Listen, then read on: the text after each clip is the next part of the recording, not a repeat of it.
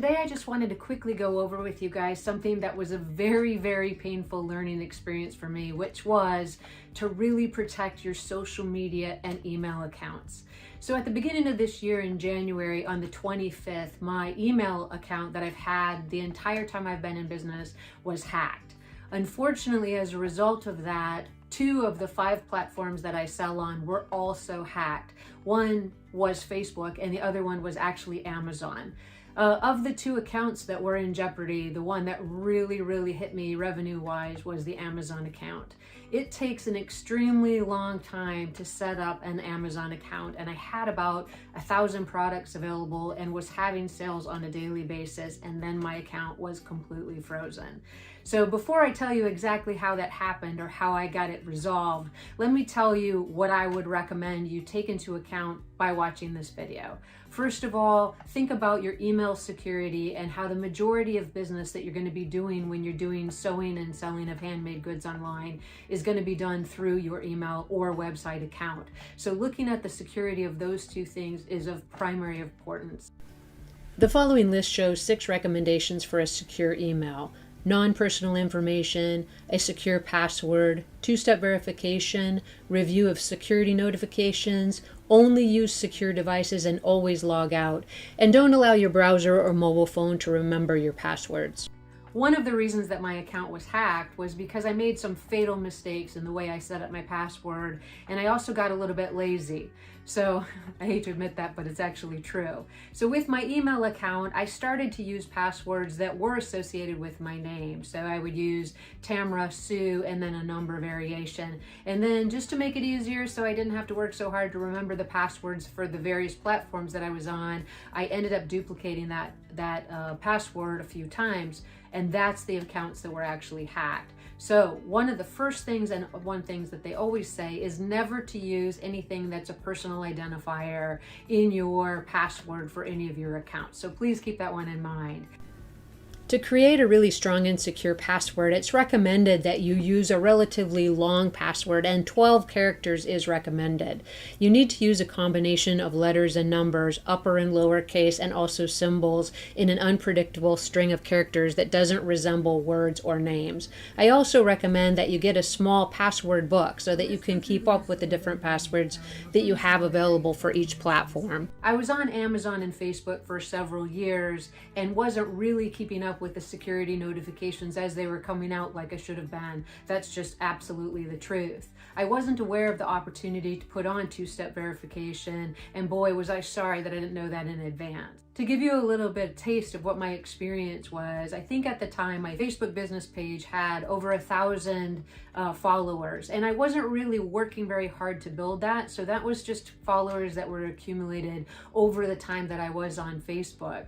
Then as I became more active with it, those numbers and those people that are choosing to follow me became more important to me. So when I lost that account, it was actually pretty hard to rebuild it.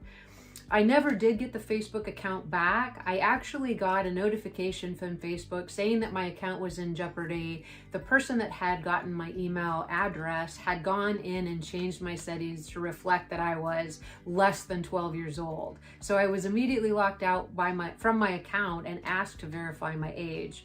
So I uploaded my driver's license front and back, and I did that numerous times. And that Facebook account remains pending to this day. So the attack actually happened on January 25th, 2021, and today is actually like November 17th, and the account still says 1 day to termination. So they never did go back in and ever let me use that email address again. So I needed to create a new email address with 2-step verification and a safer password and start a new account from scratch. Now on my Facebook page, I have personally an admin, my husband's the secondary, so that I have a recovery email account that's not just my own. I also have my mobile phone. My mother is also an administrator on my account, so I have one more opportunity to get back in case my account were to get hacked.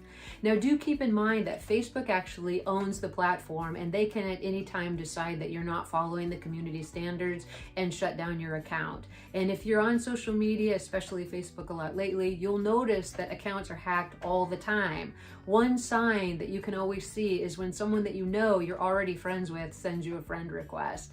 The best thing you can do in that situation is to contact your friend directly through their real account and let them know that their Facebook account has been compromised. They may in fact then have a chance to go in and put some protections in place to make sure that they don't lose all of their information.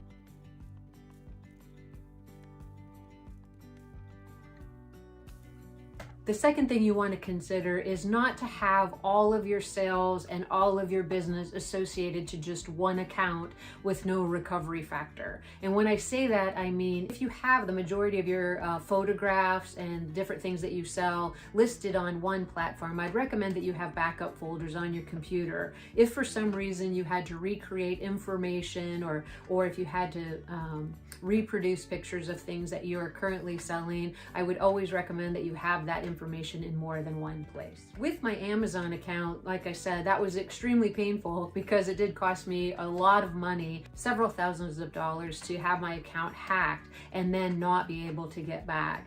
So the thing with the Amazon account that I was unaware of that was very, very unsettling was that all my information, both for my personal Prime account and my seller account, were associated with that email address. So the problem with that was once my email was hacked, the person who had that information went in and put two-step verification on my account. Therefore, I had no way to access it. So when I would call the help desk for Seller Central to try to regain access to my account, they would simply say, "I don't have an account." So this was extremely frustrating. It took me approximately 40 plus phone calls every 2 days to the help desk before I was able to get a hold of an agent that would actually work with me and stay with me. You never get the same person when you call twice. So this person took it upon themselves to actually make themselves available, and they called me back after the weekend. After about 40 calls and maybe 35 days, I was able to gain access to my account. Several times in that process though, without that two-step verification, I would receive notification that my account was released so that I could put a new password on it. And before I could even get into the account, the person that had my information would reset that password and lock me out again. But thank goodness for this guy, John at Amazon, who was just willing to work with me and stay with me. Without him, I don't know that I would even continue to sell on the platform. I don't know that it would have been worth putting in 1,000 products again and starting from scratch.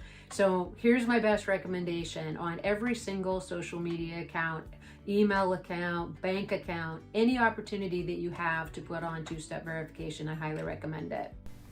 The process of adding two-step verification to most accounts is very similar, irregardless of which platform. So basically, you're just going to go into your account and go to the navigation panel until you find the security tab.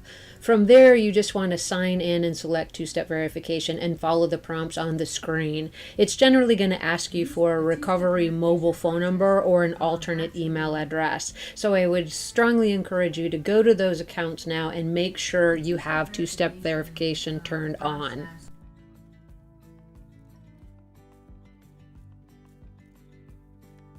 Here's the 3 steps I'd recommend for you when you're starting your selling account to keep in mind. Pick an email address that is appropriate for you with security questions. Make sure to have a backup of information and photographs and any type of content that you would want to be able to duplicate if the one selling platform you're currently using shut you out or for some reason you lost access to your account. Make sure that every account you have has two-factor authentication. Anyway, I hope you found this information to be helpful. Please remember as you're setting yourself up for great success that you really take time to think about the security measures that are involved in protecting your content, your photographs, and the information that you're putting out there. As always, I wish you the greatest amount of luck.